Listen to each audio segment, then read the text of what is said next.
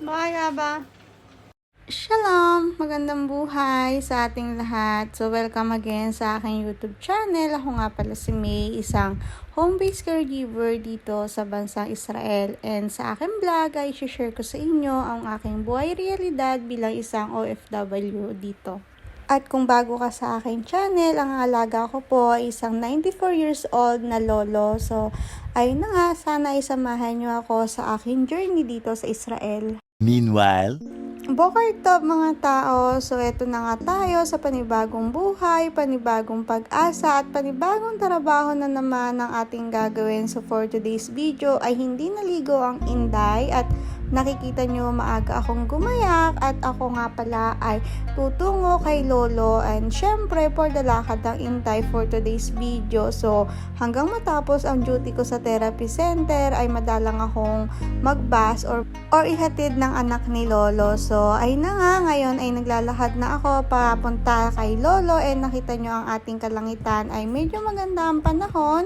Hindi naman umulan kagabi at kaya ako gumaganyan, pinapakita ko sa inyo yung lumalabas na parang lamig sa aking bibig kasi natutuwa ako, di ba? Ang babaw lang ng kaligayahan ko. Ayun, fast forward nga ay nakarating na ako agad dito sa therapy center kung nasasaan nga si Lolo. And then ayun, umakyat na din ako kaagad para i-check si Aba. Kaya lang, si Aba pala ay nag-iintay na lang din sa akin. After noon, niliguan ko na din kaagad si Lolo at inasikaso ko siya papunta dito sa kainan. And pinakain ko siya. Ang healthy naman nung pagkain niya. Breakfast niya lagi ay may salad, meron tinapay, may desa, and meron cheese. So, ayan si Lolo. Mabait naman si Aba. After mag-breakfast, ay kinuha siya ng therapist at pinag-exercise siya kasi ilang araw na lang ay uuwi na kami. Dito nga pala ay ang therapist na ang bahala sa kanya. Ako, sumusunod lang ako, dala yung gamit ni Lolo. Pag kinuha nila yan ay susunod lang ako kasi sila na ang bahala. Sila na yung mag-guide. May schedule kasi yung mga yan. So, dito sa nakita ko ay talagang mababait din naman yung mga tao dito. Saka, kaya lang mahirap dito, buhay realidad, buhay real talk. Kapag wala kang personal na caregiver ay maghihintay ka ng matapos yung iba bago ka sikasuhin. Kasi syempre isa-isa pagkatapos ng iba saka ka pa lang. So ganun, buti na nga lang at si Lolo habang wala ako ay meron siyang sariling caregiver. Kumuha sila ng kapalit ko habang ako ay nagbabakasyon. Tapos ayun, pag dinala ka dito, bago ka naman palabasin ay talagang masasabi namang okay. Para sa akin kasi si Lolo, talagang ang dami niyang activities na ginagawa, kung ano yung week sa kanya, yun yung gagawin. Talagang ilalaban nila yung buhay ng matanda hanggang nakikita nilang kayang ilaban, ay ilalaban talaga nila. Yun yung kagandahan na nakita ko dito sa bansang Israel. So ayun na nga, ang kagandahan kay Lolo ay nakikinig naman siya, pero kung minsan nauubos din ang kanyang sablanut or pasensya. Pero sabi ko nga kay Aba, galingan mo palagi para makauwi na tayo kasi nahihirapan na din ako. Charot lang, pero hindi. Minsan sinabi ko kay Aba na mas maganda sa bahay kasi magaan yung buhay natin doon. Hindi na ako kailangan na lumakad. Minsan maulan.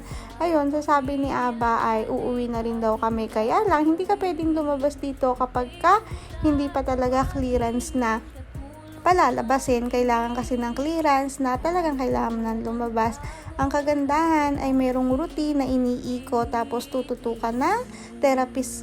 Tapos ayun na nga, after ng ilang minuto na pag-exercise or inabutin kami ng hour, tapos ay kumain na din si Lolo ng lunch. Tapos after 30 minutes pagkakain niya ay hiniga ko na din siya at sabi ko, ako ay uuwi naman para makapagpahinga. At ito na nga yung pagkakataon na nasa labas na ako. Nakita nyo ay doble yung suot ko kasi malamig. Ang kagandahan, tanghali ay maganda ang panahon.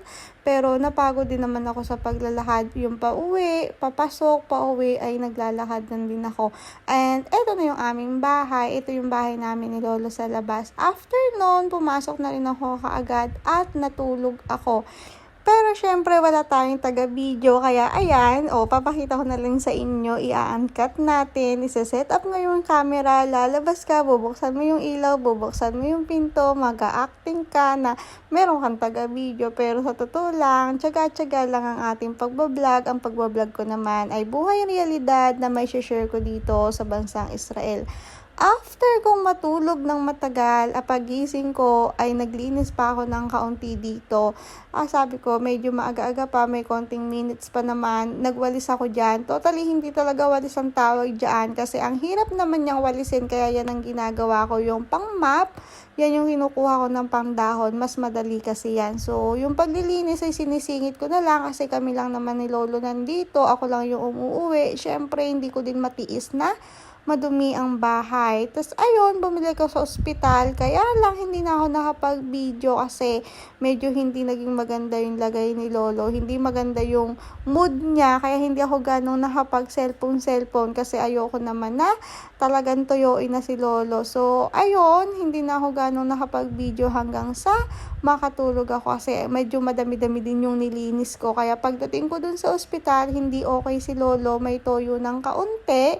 Syempre, matanda na, 94 na, iba-iba na yung mood niya. Hindi ako nakapag-video hanggang sa pag-uwi ko. Pagod na rin ako. Kaya ayun, wala akong video nung bumalik ako doon. So, paano? Hanggang dito na lang. Sana ay subaybayan nyo pa yung buhay ko. Hanggang sa susunod. Maraming salamat sa inyong panonood. Thank you for watching. Bye! Lihitrot! Please do subscribe and click mo na din yung notification bell para lagi kang updated sa mga i-upload kong video dito sa buhay ko bilang isang caregiver sa bansang Israel. Lihitrot!